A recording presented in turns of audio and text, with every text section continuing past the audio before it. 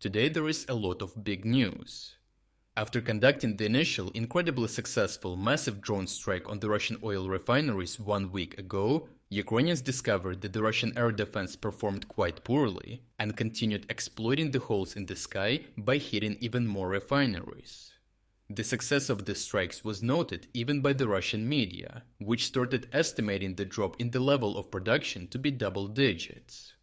Some Western media sources even claimed that the US asked Ukraine not to proceed with the strikes for fear of the surge in global oil prices. These strikes, in combination with persisting incursions into the Kursk and Belgorod regions, especially during the elections, prompted a corresponding reaction from the Russian forces. That is why Russian forces launched the largest series of combined drone and missile strikes targeting Ukrainian energy infrastructure since the start of the full-scale invasion. However, it is important to note that the actual goal of this strike is the opposite of what it seems and threatens to collapse the whole eastern front line.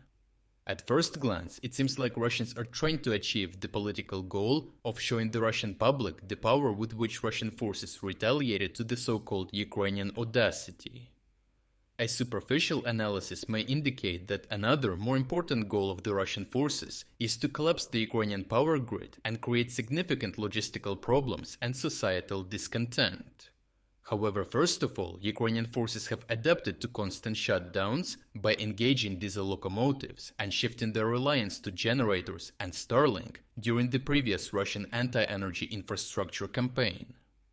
Secondly, it turned out that Ukrainian people are prone to blame Russians for the shutdowns instead of the Ukrainian military or government for their inability to provide full protection, as everyone is aware of air defense shortages. The real goal of Russian forces is to force Ukrainians to relocate their air defense away from the contact line. As you know, one of the most decisive factors in the battle for Avdiivka was the extensive use of air-dropped bombs. At times, Russians were dropping up to 100 bombs per day, completely wiping out whole districts of Avdiivka. Ukrainians simply did not have enough air defense systems to protect all areas of the front line and the deep rear simultaneously, which is why Ukrainians created mobile air defense units that could suddenly appear in any region and intercept 3 to 5 aircraft at once. The approach worked well, and Russians started suffering tremendous losses in aviation, more than a dozen in 10 days. Unfortunately, this was arranged too late to be able to save Avdiivka, and the Ukrainians had to withdraw. On the other hand, it was timely enough to prevent the collapse of the front line. Even though Russian forces continue dropping FAB 500 air-dropped bombs every day, the rate at which they are bombing the region is not enough to undermine the Ukrainian defense and overwhelm Ukrainians in a particular sector. Russian commanders understand that without establishing air superiority, Russian forces are doomed to spend months on small incremental tactical gains. Given that Ukrainians finally launched a large-scale initiative to build thousands of kilometers of new defense lines along the entire border and front line, Ukrainians seem to be building defenses faster than Russians are breaching them. The Russian commanders fear that such a setting will lead to decades-long war, ensuring the exhaustion even of the Russian manpower and equipment pool. That is why Russian commanders are trying to implement the Soviet deep battle theory, which I described in detail in my exclusive strategic update on Patreon. In short, Russians are trying to breach defenses faster than Ukrainians are building them, and in current realities, it is impossible without establishing at least localized air superiority. In order to achieve air superiority, at least near the contact line, Russians need to force Ukrainians to relocate their air defense away from the front line. One of the ways to achieve that is to launch constant missile and drone strikes on the Ukrainian critical energy infrastructure.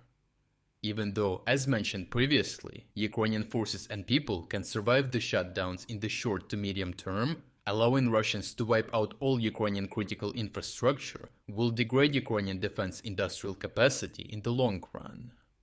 Given the ever-decreasing Western support, Ukrainians will not be able to continue to fight without developing their own military-industrial complex, so protecting critical infrastructure is extremely important for achieving long-term objectives. The first target of the Russian strike became Kharkiv. Here, Russia hit all 3 330 kV substations and 3 thermal power plants. This resulted in over 8 hours of power outage in the whole region. The second target became the Dnipro hydroelectric power plant, which suffered hits to its central and western parts of the machine hall, causing fires and damaging more than 2 hydro units, technological pipelines, auxiliary equipment, and 1 generator transformer. The list of targets is long, as Ukrainian officials stated that Russian forces targeted 136 energy facilities in 10 Ukrainian provinces. Notably, Russians tried to hit all thermal power plants. Russian military analysts are pointing out that open distribution facilities at nuclear power plants were not hit, and that without cutting off power from them, it is impossible to collapse the Ukrainian grid. Overall, Russian forces are exploiting the shortages of air defense systems and rockets by trying to create a dilemma for Ukrainian forces. If Ukrainians secure the air around the critical infrastructure, Russians will intensify bombardments along the contact line and start penetrating Ukrainian defense lines. And if Ukrainians secure the air along the contact line, Russians will target the critical energy infrastructure, which will undermine Ukrainian defense industrial base, especially the production of much-needed drones and shells.